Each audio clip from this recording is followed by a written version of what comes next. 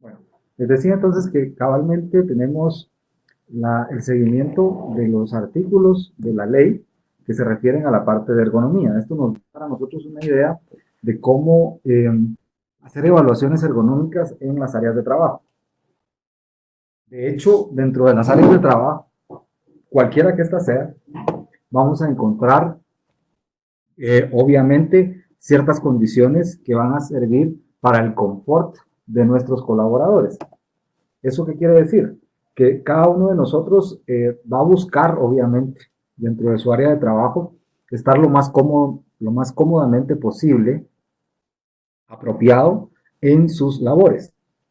De tal forma que esa situación nos va a nosotros a garantizar el seguimiento de estar en un lugar donde haya condiciones de iluminación, condiciones de ruido en el sentido controlado, donde haya situaciones de postura, situaciones de carga y de diseño que puedan apegarse a la normativa tanto nacional como internacional. Entonces, realmente lo que nosotros estamos en este caso desarrollando es la parte ergonómica. La parte ergonómica se refiere a la ley en Guatemala, en este caso a los artículos del 73 al 92. ¿De qué ley? Del Acuerdo Gubernativo 229-2014. Quisiera entonces entender, pues obviamente que este es hace parte del curso y obviamente hace parte de lo que nosotros tenemos como condiciones ergonómicas. Hay una situación importante, ¿verdad? Ustedes, pantallas de visualización. El patrono debe adoptar las medidas necesarias para que la utilización de equipos con pantallas de visualización no suponga riesgos para la seguridad y salud del trabajador. El patrono debe evaluar los riesgos para la seguridad de sus trabajadores, teniendo en cuenta lo siguiente: el tiempo por medio de la utilización diaria del equipo, el tiempo máximo de atención continua a la pantalla requerida por la tarea habitual, el grado de atención que exige dicha tarea. Esto nos hace pensar, obviamente, nosotros como colaboradores en un momento determinado podríamos estar eh, más de 8 horas, incluso más de 8 horas, frente a una pantalla de visualización. Esto hace entonces que las personas tengan una fatiga visual, tengan una fatiga obviamente relacionada a estar dentro del área de trabajo y frente a su pantalla.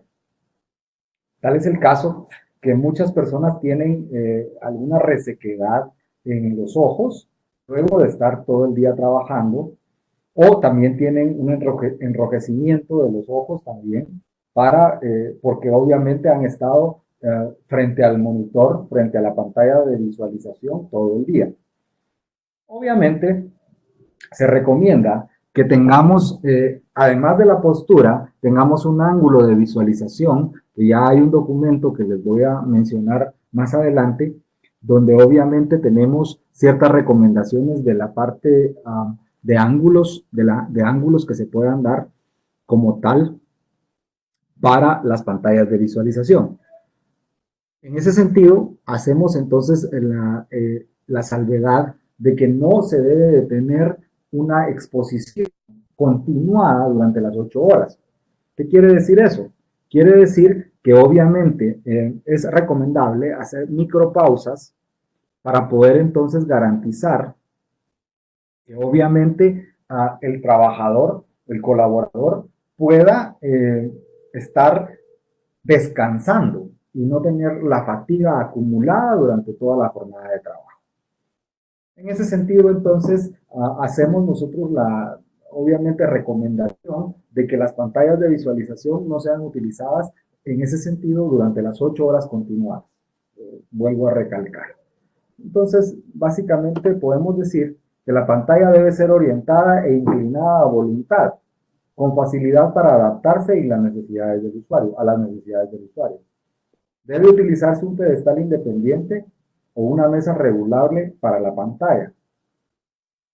El usuario debe de poder ajustar fácilmente la luminosidad y el contraste de los caracteres y el fondo de la pantalla y adaptarlos a las condiciones del entorno. Si ustedes se han dado cuenta, algunos programas y la computadora como tal tiene ciertas características que podemos ajustar, obviamente porque eso va a requerir dependiendo del usuario. Algunos pueden ver unas imágenes o pueden ver un texto más grande o pueden ver un texto más pequeño.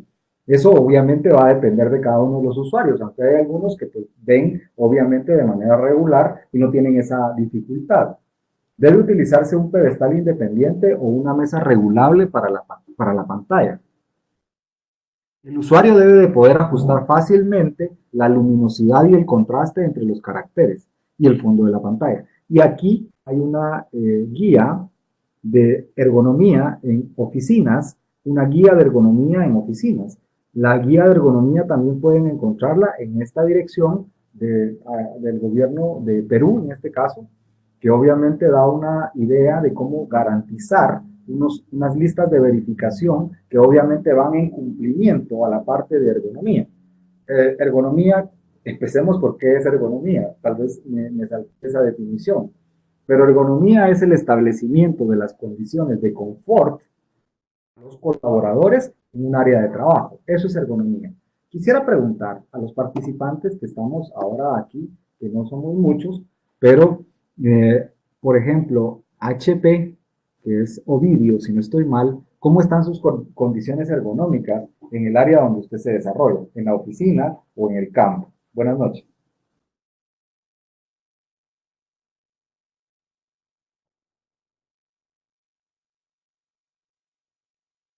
Ovidio, buenas noches.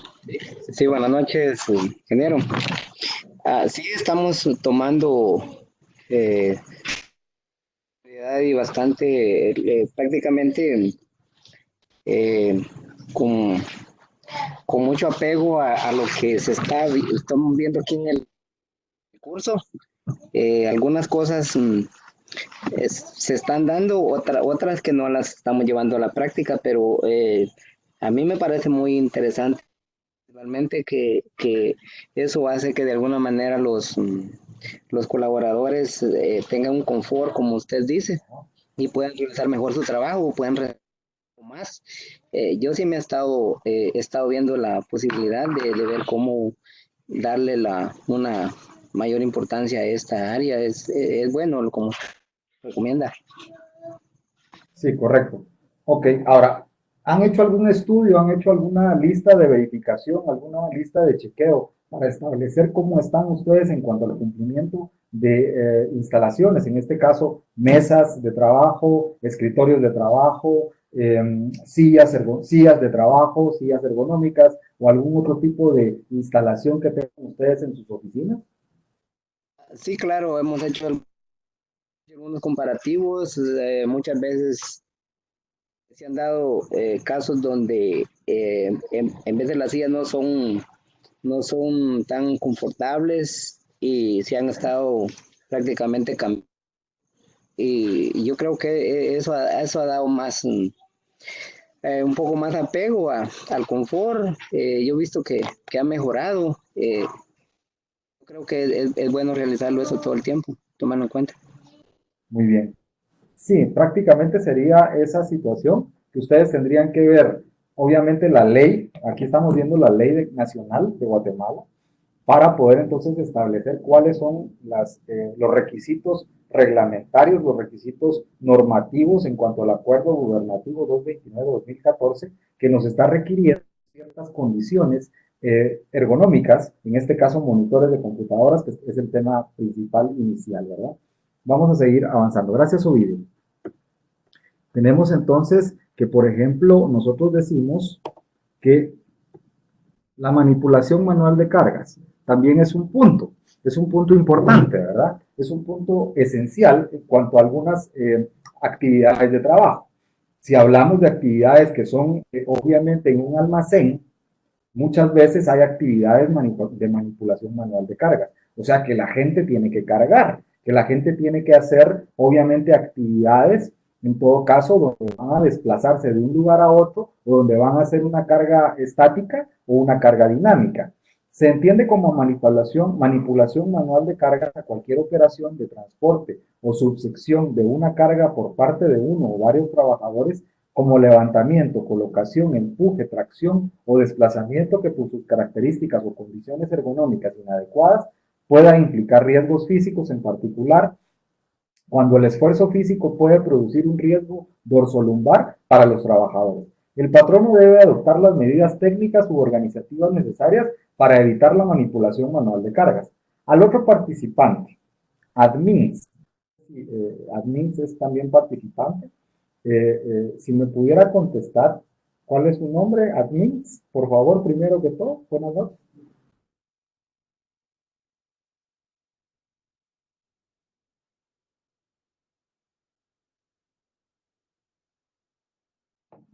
Buenas noches.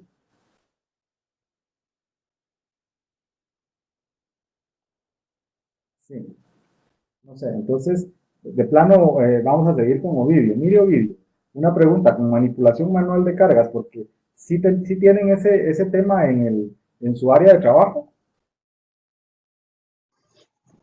¿Usted se refiere a cuando se trata de manipular a algún dentro de la empresa? Sí, por ejemplo, sacos o cargas o cajas o qué sé yo, algún tipo de bulto, algún tipo de cuestiones que puedan tener un peso específico y que puedan entonces dañar a los colaboradores en su espalda por el trayecto, por la manipulación dinámica o la manipulación estática que puedan hacer, tanto por el peso como por la distancia. A eso me refiero. Sí, claro, tenemos ese control, ese todo el tiempo se hace principalmente en la empresa, es una empresa de construcción, ahí se hace todo ese tipo de manejo. Algunas veces sí ha tenido algún tipo de problema porque hay cargas que son pesadas, no se mide, realmente son cargas pequeñas, por ejemplo, partes de área pesada, por ejemplo, una pieza tan pequeña y pesa más de lo que una persona puede manejar. Para eso nosotros hemos usado bastante equipo adecuado para, pero en veces sí se hace tipo de fuerza, pero siempre consideramos cuando se necesitan dos o tres o más personas, más se considera el caso y así mismo pone el personal Okay. apropiado para Sí, hacerlo estando con, adecuadamente.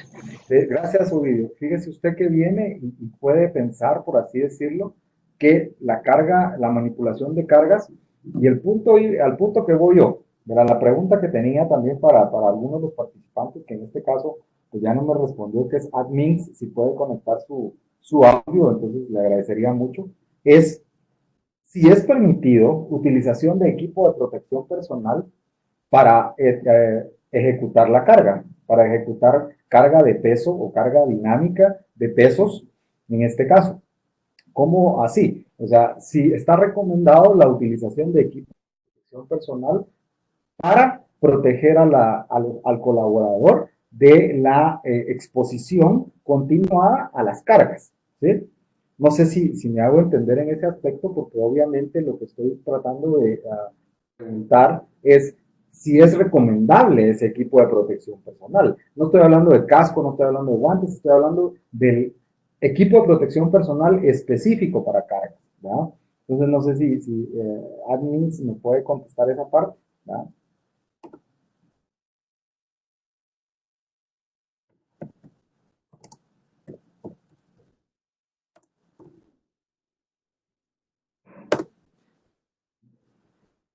Bien. Tenemos entonces la respuesta es a esa pregunta. ¿Le puedo contestar eso? Adelante, Ovidio. Adelante. Sí, Usted muy amable. lo que más allí usamos y nunca se nos olvida es a todo el personal se le mantiene una faja, principalmente las que siempre usan toma fuerza, ¿va? Para protegerla, principalmente lo que es la espina dorsal, ¿va? Eso es importante. Siempre lo mantenemos casi todo el tiempo, no se nos olvida. Ya. Bueno, mire, hay que evaluar realmente, porque ese es el punto. La condición usual ha dicho, la costumbre pues ha dicho que usemos ese equipo de protección personal que es un cinturón de carga. O sea, se utiliza de esa manera.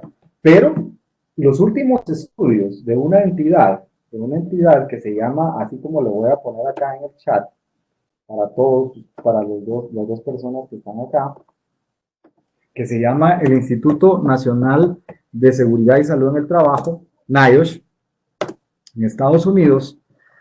Fíjense ustedes que ese NIOSH ha hecho estudios donde dice que el equipo de protección personal, en este caso cinturón lumbar, cinturón de carga, no es recomendable. Porque fíjense que la persona piensa y la persona estima que tiene una mayor capacidad de carga. Entonces, ¿qué quiere decir eso? Que la persona en este caso va a requerir obviamente más carga y se va a poder dañar, ¿sí? Porque él piensa en un momento determinado que tiene más carga, porque de plano siente que el cinturón le aprieta y siente entonces como que está más fuerte, pues te siente más fuerte en este caso. Entonces, los estudios de esa entidad que les digo, que se llama NIOSH, ha dicho que hay que hacer el estudio, realmente recomienda, mejor dicho, así tajantemente, no utilizar fajas de protección lumbar. Lo que sí recomienda es ver cuál es la capacidad de carga. Y en la ley de Guatemala, si no mal recuerdo, son 50 kilogramos para personas de sexo masculino que pueden hacer una carga normalmente, 50 kilogramos. ¿Qué quiere decir eso? Que pueden cargar hasta 100 libras sin hacer, digamos, un daño como tal. Es mejor que una persona sea apoyada por otra. Entonces, por eso ustedes harían la disminución de la carga. Si otra persona carga, obviamente van a tener condiciones en ese sentido donde la persona está ayudando y cada uno entonces tendría al menos 50 libras de carga para poder entonces garantizar que en ese momento no se van a hacer daño, ¿verdad? Y en el mejor de los casos, se tendría una maquinaria, se tendría una herramienta como un troquet o como una ayuda mecánica para que no haya un daño específico a la espalda o un daño específico a la columna, ¿verdad? Ahí entonces depende mucho esa parte que obviamente debe de ser analizada por el empleador en este caso. Bien, no sé si hay preguntas ahí, no sé, Ovidio podría hacer alguna pregunta porque dirá, entonces estamos invirtiendo mal en el equipo de protección personal, pero le cuento, esos son los nuevos estudios, ¿verdad? Okay. Eso, yo tengo una pregunta en ese caso. Por ejemplo, nosotros, yo en principal, en lo personal, proyecto, no, casi no me gusta que la gente lo va teniendo una máquina que lo puede hacer, va, el equipo adecuado, de todo. Yo creo que no vemos cómo la persona tenga que hacer más fuerza de lo normal, de los 50 kilos, pero sí he visto como por experiencia que como si el de cintura ayuda un poco, aunque no fuera muy grande la carga que se le da, porque normalmente nunca manejamos cosas tan pesadas que un colaborador tiene que hacer algún tipo de maniobra inadecuada con pesos mayores a lo normal, porque tenemos equipo, como le decía, pero en ese caso, si el colaborador lo quiere hacer, ¿hay alguna falta de parte digamos, del empleador en ese caso, Inge, o no? Vea, ¿cómo así? Repítame la pregunta, si él no quiere hacer Si en caso caso, de no cargar tanto. exacto, póngale que si él quiere usarla, como usted dice, ya no es recomendable Uh -huh. que lo usen, como usted dice, a ver si no normalizar la carga, ¿va? Pero si las personas con carga normal lo quieran usar siempre, ¿es alguna falta de parte del o es se puede permitir que ellos En lo este usen. caso, es una recomendación, porque acuérdense que la entidad que le menciono yo es NIOSH, NIOSH, que le escribí en el chat, es una entidad internacional, ¿verdad? Entonces, en Estados Unidos eso es obligatorio, pero aquí en Guatemala es una recomendación, ¿verdad? Entonces, ahí ya evalúan ustedes su política de salud y seguridad ocupacional dentro de la empresa. Si están utilizando equipo de protección personal aunado a esto que viene acá. Oiga lo que le voy a leer en este momento, por favor. El peso máximo de las cargas que puede ser transportado, manipulado en forma manual por un trabajador adulto de sexo masculino, no será superior a 55 kilogramos y no más de 3 movimientos por hora. ¿Sí? Entonces ahí hay que ver esa parte en cuanto a la situación de constantemente evaluar si estamos en el peso aconsejable o en este caso adecuado que está recomendando la ley y también en los movimientos que recomienda la ley. Ahí tenemos dos situaciones. ¿Cuántos movimientos hace y cuánto está cargando? Y hay otra cosa adicional. El peso máximo de las cargas que transporten o manipulen las mujeres adultas deben de ser equivalentes a un 75% al que se admite para trabajadores de sexo masculino, ¿cierto? Es decir, que las señoras no pueden cargar definitivamente por su condición, ciertamente, de mujeres, no pueden cargar lo mismo que un hombre, pero por la consistencia física, ¿verdad? Por la cuestión fisiológica. Aunque en algunos casos podrían haber señoras o señoritas mucho más robustas. Se prohíbe el empleo de mujeres para el transporte de cargas durante un embarazo comprobado. Ese es un punto importante. Ahí está Admins. ¿Me quiere decir algo? Si está amable, adelante. Está levantando la mano, tiene la palabra. ¿Sí? Buenas noches, ingeniero. Le saluda Mirna Tolico. Con respecto, usted estaba comentando acerca de los cinchos que no los pueden utilizar, ¿verdad? Entonces mi pregunta sería, los cinchos que utilizan las personas que cargan peso, mi pregunta sería, ¿qué es lo recomendado que ellos deben de utilizar? ¿Y no pueden utilizar cinchos? Sí, la respuesta es no deben utilizarlo, ¿verdad? Perdón que le interrumpa. La respuesta es la recomendación de una entidad como NIOSH, que aquí lo habíamos escrito hace unos minutos, pero se lo puedo repetir, aquí está NIOSH, que es el Instituto Nacional de Seguridad e Higiene en el Trabajo de Estados Unidos, donde, por ejemplo, ellos recomiendan la no utilización de equipo de protección personal para la carga. Se recomienda revisar el peso, o sea, la cantidad de peso que se está haciendo. La ley nacional que aquí estoy mencionando dice 55 kilogramos, no más de 3 movimientos por hora. El peso máximo de las cargas que transportan las mujeres adultas debe de ser del 75%, o sea, no van a cargar los mismos 55 kilogramos, sino que van a cargar poco menos, o sea, un 75% de lo que carga un hombre, ¿verdad? Y la recomendación, en este caso, propia y del centro de formación en Estados Unidos, que es NIOSH, el National Institute of Occupational Safety and Health, quiere decir que no se deben usar que no se debe usar equipo de protección personal, no se debe usar cinturones para carga. ¿Por qué? La respuesta es porque las personas creen tener una falsa fuerza mayor a la que realmente tienen. ¿Y eso qué quiere decir? Si yo siento que tengo una fuerza mayor, es lógico, es de sentido común, que voy a tratar de cargar un peso de 70 kilogramos, por ejemplo. Y ahí estoy rebasando los 55 kilogramos que recomienda la ley. Eso entonces establece que obviamente va a haber un sobreesfuerzo. Los discos de la columna van a estar sobreesforzados, porque la persona misma está sobreesforzándose. ¿Eso qué quiere decir? Que obviamente va a poder producirse un daño mayor, ¿verdad? Que teniendo la condición de carga menor. Obviamente eso lo pensó la persona porque está utilizando un equipo de protección personal donde obviamente nos da a nosotros la condición de que este señor piensa que tiene más fuerza y no es así. Sí me doy a entender esa parte, ¿verdad? Sí, correcto. Correcto. Entonces, ese es el punto, ¿verdad? No debemos usarlo, es una recomendación en Guatemala, porque obviamente en Guatemala no tenemos el punto de una normativa tan restrictiva en el tema de ergonomía, aunque ahora ya existe el acuerdo gubernativo 229-2014. Sí, me decía, entonces en este caso podemos ver a darle seguimiento a esta parte. Bien, decimos entonces, ¿para qué vamos a utilizar entonces aquí? Método cinético.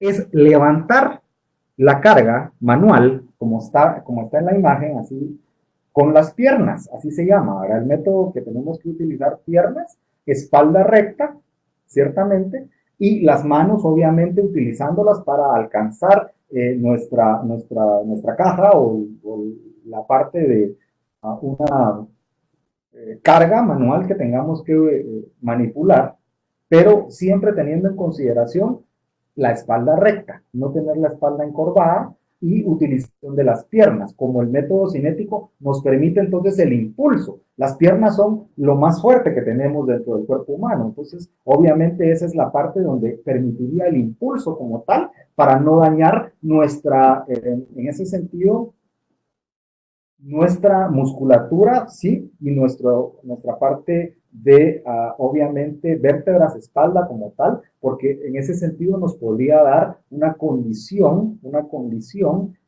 de accidente laboral o de enfermedad ocupacional, dependiendo de las condiciones. Me decía nuevamente, señorita, muy amable, adelante, puede participar.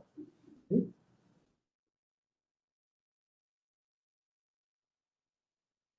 Adelante. No, ahora no. No, no levanté la mano. La manita quedó levantada. Pero bueno, Sí, sí, perdón, perdón. ¿en qué área de trabajo está usted, perdón, ahora que me menciona? Sí, fíjese que, bueno, yo trabajo en ventas de aire acondicionado, pero sí veo lo que es el equipo de protección personal de las personas también, ¿verdad? Por ejemplo, la utilización de cascos, la utilización de botas con punta de acero, ¿verdad? Ujú.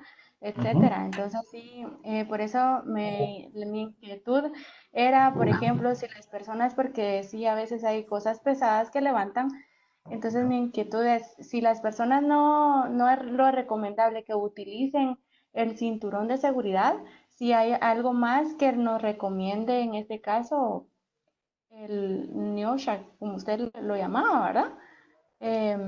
Sí, Que, perdón que me que- interrumpa.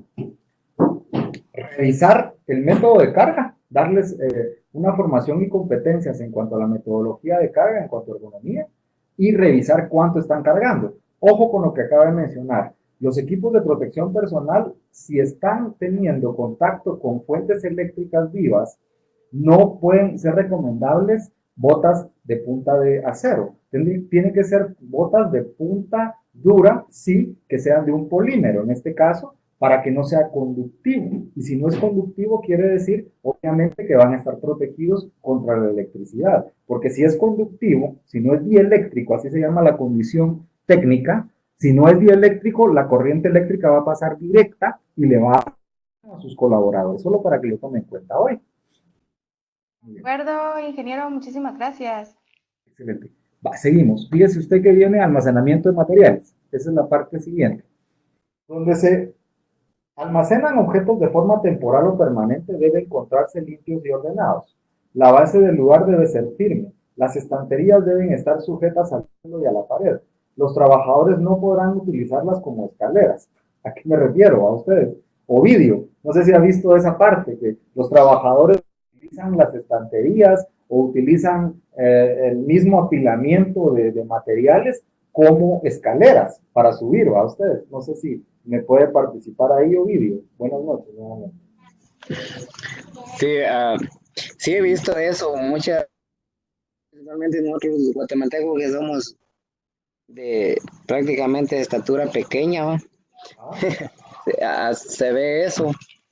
Normalmente tienen algún tipo de escaleras, al menos pequeñas, para hacer algún tipo de ese tipo de actividad que se necesitara en ese caso.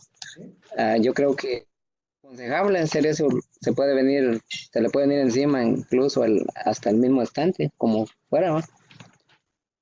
Sí, es correcto, porque igual va a hacer algo en detrimento a la salud y seguridad ocupacional de nuestros colaboradores. Se les puede venir encima la estantería, se les puede venir encima el rack que sea, o se les puede venir encima, ¿cómo se llama?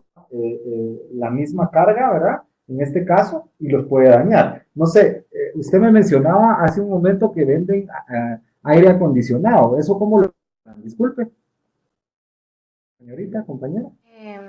Sí, en bodega, ingeniero. Claro, pero me refiero si lo guardan, lo apilan o en alguna estantería, en algún rack, como tal. Correcto. Ujú, así es. Ok, entonces tienen equipos para hacer, digamos, llegar hasta allá arriba o cómo lo almacenan y cómo lo desalmacenan, en este caso. Sí, la verdad es que no, la empresa donde trabajo pues no es una empresa tan grande que se pueda decir, pero regularmente sí utilizan, ay, ¿cómo se llaman estos carritos? Se me olvida el nombre. Los montacargas, Montacargas, correcto. los carritos, Sí, los montacargas, está bien. sí, montacargas, ajá, Está bien. correcto. Va, perfecto. Entonces no hay ningún problema. Lo único sería establecer que las personas que están utilizando montacargas cuenten con la formación y competencia necesaria para la utilización de montacargas, porque si no, entonces estamos generando otro riesgo, ¿verdad? Bueno, continuamos. Señalización. Fíjense ustedes que les voy a dejar conocer que hay una señalización obligatoria en Guatemala, dos normas muy importantes que se llaman la NRD2 y la NRD1. Esas que son normas de reducción de desastres pertenecen a CONRED y son obligatorias en Guatemala, son de libre acceso. Ustedes pueden googlearlas en cualquier momento y poder entonces acceder a este tipo de normas para poder consultarlas. De hecho, entonces podríamos nosotros decir cuáles son los requisitos normativos de señalización para poder establecer entonces dentro de una industria, dentro de un área comercial, dentro de un área de servicios, que necesitamos como señalización, ¿cierto? Necesitamos normalmente de forma universal en cualquier instalación, ya sea industrial, comercial o de servicios, necesitamos señalización de rutas de evacuación, necesitamos señalización de puntos de reunión, necesitamos señalización de rutas de salidas de emergencia también en ese aspecto, porque obviamente nosotros sabemos que al momento de una evacuación de emergencias, las personas deben de conocer hacia dónde ir, deben de conocer cuál es su ruta más cercana hacia una salida y hacia un punto de reunión, hacia un punto seguro, y eso solo se conoce a través de las señales que están establecidas en puntos estratégicos de la compañía para poder entonces garantizar la salida y la evacuación de emergencia puntual y la salida y evacuación de emergencias eficiente, ¿cierto? No sé si alguno de ustedes, como son dos nada más, han participado en algún simulacro y que me puedan contar de su experiencia para ir, digamos, desarrollando este tema, ¿verdad? Yo en mi caso nunca he participado, Bueno, no le podía aportar a eso. ok. Bueno, pues los simulacros de emergencia hacen parte de una cláusula de la norma que se llama preparación ante las emergencias, porque obviamente es la parte que corresponde a practicar nuestros procedimientos de emergencia. ¿Qué quiere decir eso? Que hacemos nosotros un simulacro de una condición que se pueda dar dentro de la industria, que se pueda dar dentro del comercio o dentro del área de servicios y hacemos sonar alarmas si existen y si no establecemos una forma de cómo alarmar a nuestros colaboradores para poder entonces establecer en ese sentido un simulacro dependiendo del día, la hora y el lugar. Así lo vamos a hacer, entonces lo convenimos de esa manera y puede ser avisado, ¿sí? O sin previo aviso. Pues depende de qué es lo que queremos encontrar como algunas de las situaciones de mejora dentro del plan de respuesta ante las emergencias. De hecho, entonces, la señalización va a ir en cumplimiento, ahora vemos, de las señales de seguridad que se utilizan para la identificación de riesgos que no han podido ser controlados o minimizados para la ubicación de los equipos contra incendios y de salvamento. Las señales de seguridad deben basarse en una combinación del mensaje en cuanto a la prohibición, protección contra incendios, advertencia u obligación de salvamento. O sea, lo que se señaliza es las condiciones que por su propio nivel de riesgo ya no pueden ser reducidas, controladas, mitigadas. Se establecen entonces esos riesgos que obviamente van a ser aquellos que no podemos controlar, que no podemos eliminar, ¿cierto? Porque hay ciertas condiciones en la industria que al final de cuentas son parte del proceso y son parte del giro del negocio. A ver, ¿como cuáles? Gasolinera. ¿Será que podemos eliminar el riesgo, el peligro de manejo de hidrocarburos, de manejo de sustancias peligrosas, de manejo de eso, de materiales peligrosos como tal, dentro de una gasolinera? La respuesta es muy obvia. No podemos eliminarlo. Debemos de controlarlo. Debemos de tener estándares altos para la utilización, el manejo y el almacenamiento de este tipo de sustancias químicas, en el caso de hidrocarburos. Por eso es que las gasolineras tienen medidas altas de seguridad y salud ocupacional. Tienen equipos anti-explosión, explosion proof, tienen equipos doblemente blindados para el sistema eléctrico, además utilizan equipo de protección personal, además tienen las bombas señalización como tal, tienen situaciones en las cuales las personas están seguras, ¿verdad ustedes? Depende también entonces los usuarios, ¿verdad? Esas serían algunas de las prevenciones que se tienen que dar. Señales de seguridad deben implementarse de tal forma que atraigan la atención del trabajador y den a conocer el riesgo con anticipación. Tengan una única interpretación, sean claras para facilitar su interpretación e informen sobre la acción específica en cada caso. Ofrezcan la posibilidad real de cumplirla y deben estar ubicadas de manera tal que pueda ser observada e interpretada por los trabajadores a los que está destinada. Tiene que llamar la atención. Ustedes saben, hay colores internacionales en las normas como tal para poder garantizar algunos de los de la señalización y de la forma de alerta. Les voy a mencionar algunos. Amarillo y negro, peligro, ¿cierto? Rojo es también peligro, obviamente. Perdón, amarillo y negro, precaución. Estoy mal. Amarillo y negro, precaución. Rojo es peligro. Verde es sistemas de emergencia como tal de evacuación.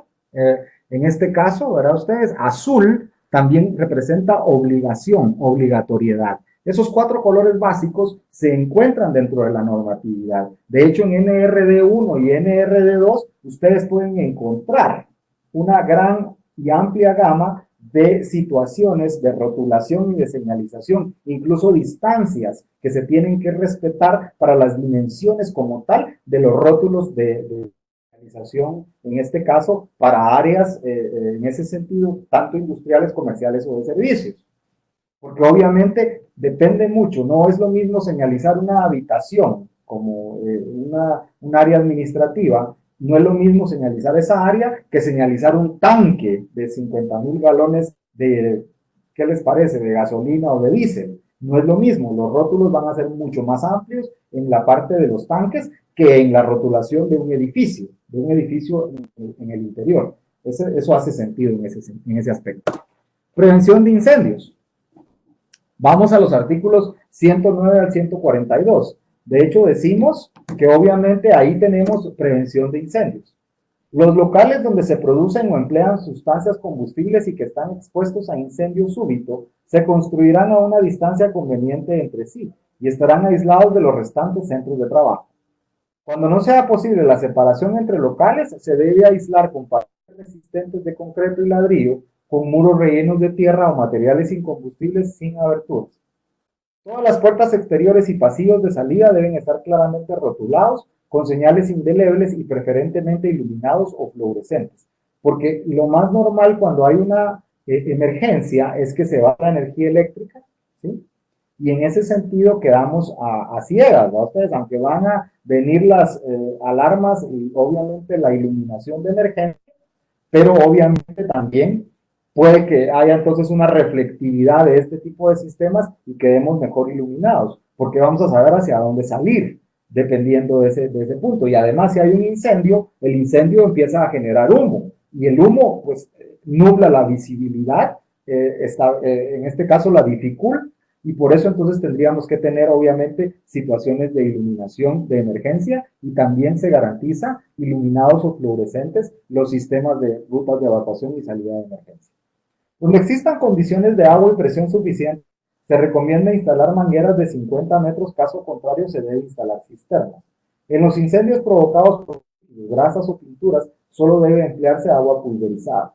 No se deben emplear agua para combatir fuegos en polvos de aluminio o magnesio, o en presencia de carburo de calcio u otras sustancias que al contacto con el agua producen explosiones. Se deberá seguir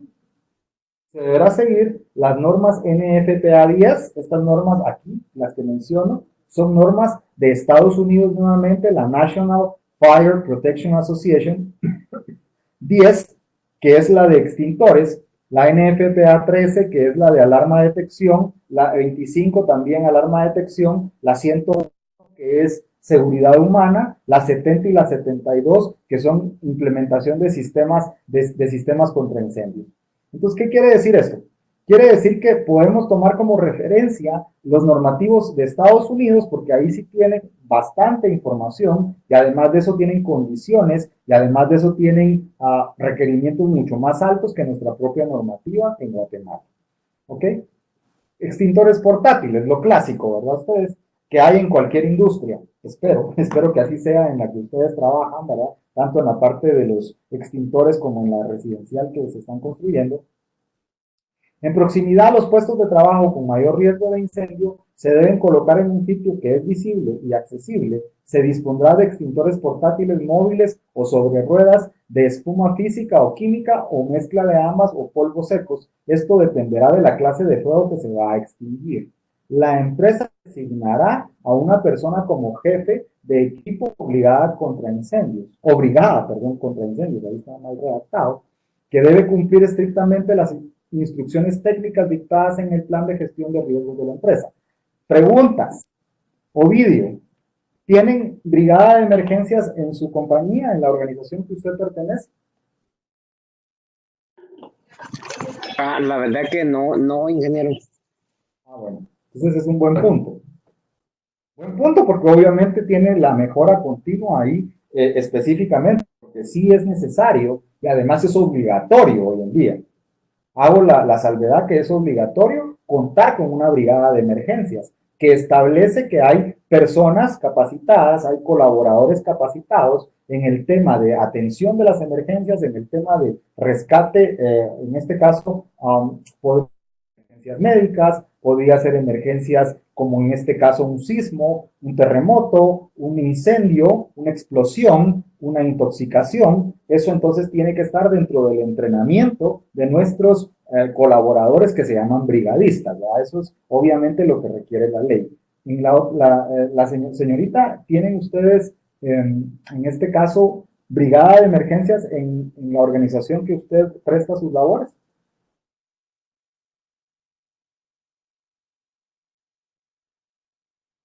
No, ingeniero. Bueno, otro buen punto. Ahora parte de lo que es la mejora continua, que ustedes pueden poner incluso, pues levantar la mano, ahí sí como decimos, ¿verdad? Levantar la mano para decir, en este caso, sí, es necesario que tengamos una brigada de emergencia. Sí, Ovidio, adelante. Algo que le quería aportar, lo que sí se hace ahí en la empresa es que se le da entrenamiento a cada uno de los colaboradores y todo el tiempo se les está recordando de que tengan en mente todo ese tipo de que se no como una brigada, digamos, que alguien que estuviera directamente, pero siempre se le recuerda todo el tiempo y hay de alguna manera algún tipo de instructivo que todo el tiempo se les está recordando. De acuerdo. Pero sí es necesario que obviamente haya un conocimiento en este caso y una formación y competencias como tal para la brigada de emergencias, ¿ya? Entonces sí es importante que lo veamos de esta forma, por favor. ¿Sí? Bien. Vamos a seguir acá como parte de la presentación. Entonces, ruido. Se consideran centros de trabajo ruidosos aquellos que se emplean para el desarrollo de sus actividades fuentes generadoras de ruido, ya sean continuos cuyos niveles de presión sonora sean superiores de los 85 decibeles. Ese es un buen punto. Ya lo habíamos discutido en otra de las conferencias anteriores, pero obviamente decimos que el ruido debe ser medido dentro de nuestra industria como parte de las actividades de higiene industrial. ¿Cómo lo hacemos? Pues ya les había yo dicho también en las anteriores videoconferencias, pueden ir a su aplicación, a su tienda de aplicaciones, al App Store o en este caso, Google Play, para poder bajar una aplicación que se llama decibelímetro o sonómetro, también es el nombre, y ustedes pueden medir incluso cuánto está generando de ruido el entorno donde ustedes trabajan. Si está a más de 85 decibeles, quiere decir que es un entorno ruidoso.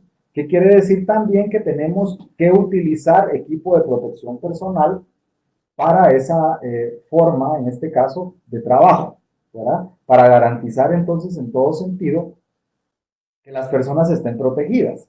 Las máquinas que producen ruidos o vibraciones se deben aislar por medio de técnicas de control de ingeniería y en el recinto solo trabajará el personal necesario para su mantenimiento, ¿verdad? Esos son ambientes en los cuales puede solamente estar las personas que deben estar obligadamente en sus áreas de trabajo, ¿verdad? Y si hay visitantes que tengan entonces que llegar, también se les debe proveer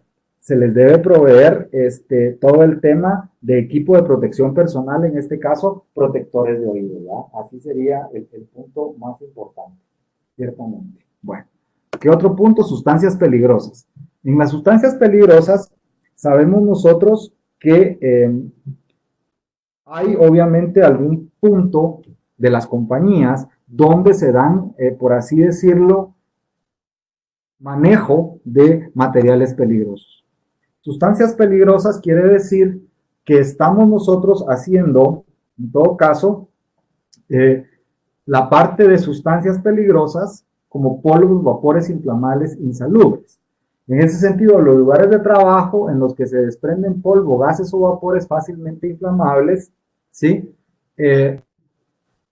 O nocivos para la salud deben reunir las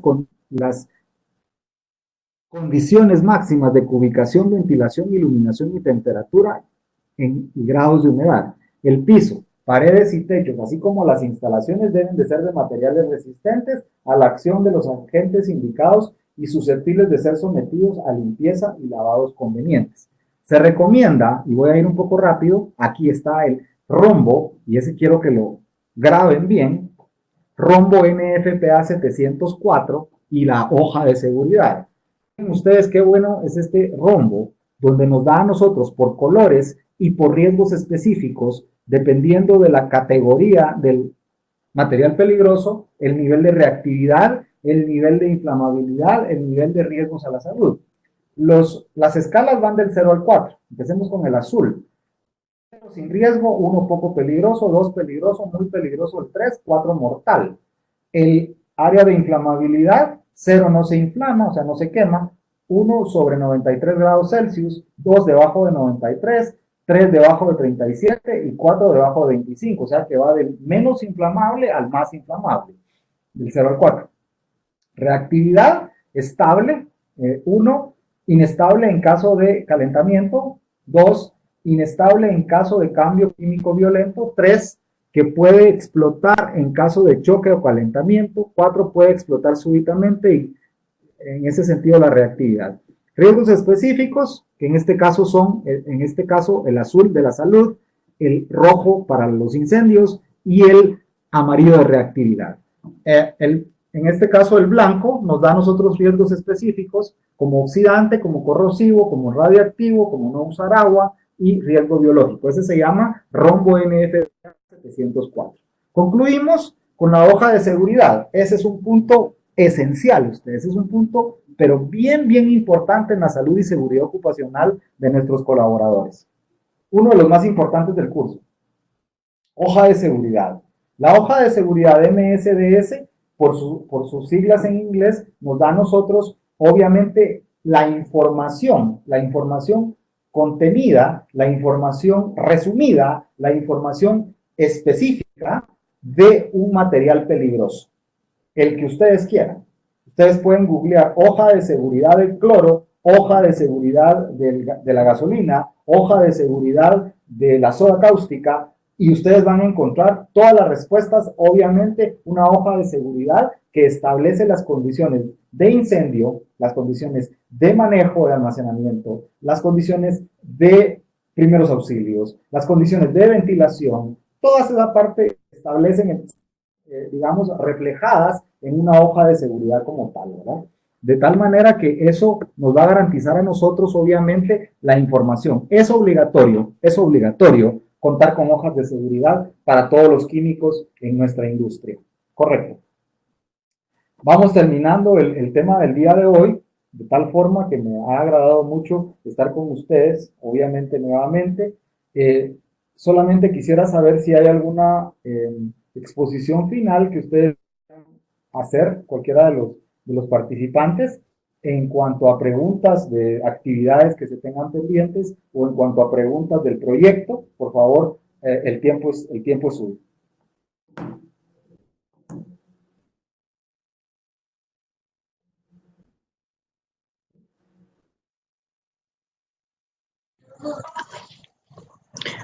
Ingeniero, yo no tengo preguntas, pero yo le quisiera nada más el- los buenos conocimientos que nos ha compartido, muy buen curso, hay por seguro que hay mucha información que lo voy a poner en práctica en la empresa. Ya tengo planes para implementar muchos de los conocimientos que usted nos ha compartido. Muy y muchas gracias por los buenos conocimientos que nos ha dado. Qué bueno. Qué bueno, gracias, soy muy amable. Qué bueno que, ¿cómo se llama? Que lo demuestra así y lo reconoce. Entonces, excelente, gracias por todo lo que me está mencionando y con mucho gusto, ¿verdad? Con mucho gusto ahí estamos a sus órdenes. Muy amable. Hoy. Luego, ¿cómo se llama? Pues estoy a sus órdenes en cualquier momento en el chat, obviamente, y para cualquiera de sus preguntas. Ciertamente les agradezco mucho su presencia y quedamos entonces despedidos de esta videoconferencia. Muy amables por su presencia. Gracias. Nos vemos. Usted, ingeniero, feliz noche. Buenas noches, igualmente. Muchas gracias. Feliz noche.